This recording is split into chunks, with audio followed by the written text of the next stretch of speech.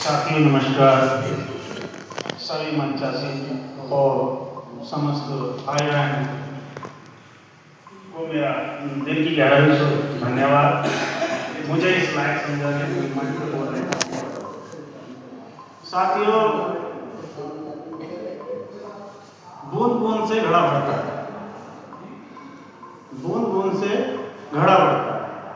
जब हम लोगों ने दिव्यांग महागठबंधन को निर्णायक बनाया था तो हम मात्र 67 लोग थे। 67 लोगों में केवल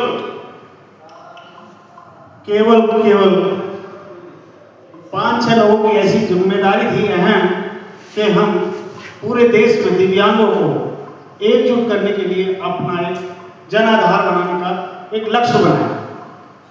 उस लक्ष्य को लेते हुए दिव्यांग महागठबंधन का नाम दिया।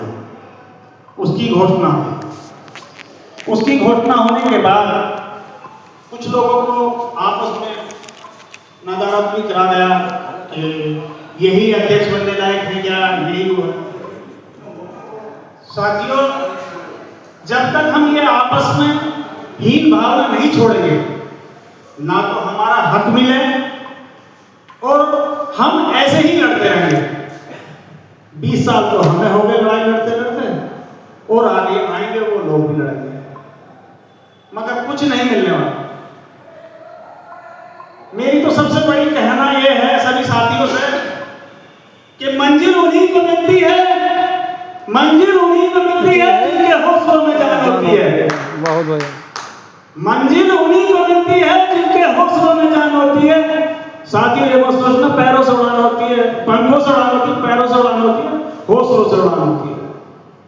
हमारे अगर अंदर हौसला है तो हम विधायक बनकर लोग विधानसभा में पहुंचेंगे, लोकसभा में पहुंचेंगे, मगर जब पहुंचेंगे जब हम एक दूसरे की टांग खींचना बंद कर देंगे।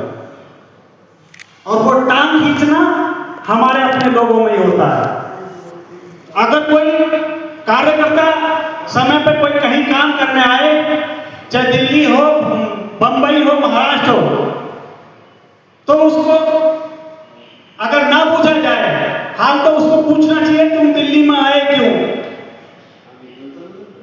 और दिल्ली में आने के बाद रहने खाने की व्यवस्था भी छोड़ो, उसको एक सम्मान यह होता है कि एक के साथ एक खड़ा होता है। और फिर उसको बाद में दारू पीकर गाली दी जाए, ये कौन सा नियम है विकलांगों का? ये कौन सा नियम है विकलांगों का जो दारू पीकर गाली दी जाए?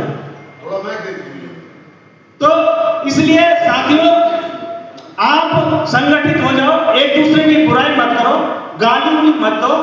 जब तक आप एक दूसरे की बुराई करते रहोगे, गाली दोगे, तो हम लोगों में आपस में खामियां बढ़ेंगी और ये खामियां हमें टूट की तरफ जाएंगी। ठीक है, अब मैं अपनी वाणी को यहीं विराम देता हूं। धन्यवाद। जो गलती कुछ था मुझसे माफ कर दो।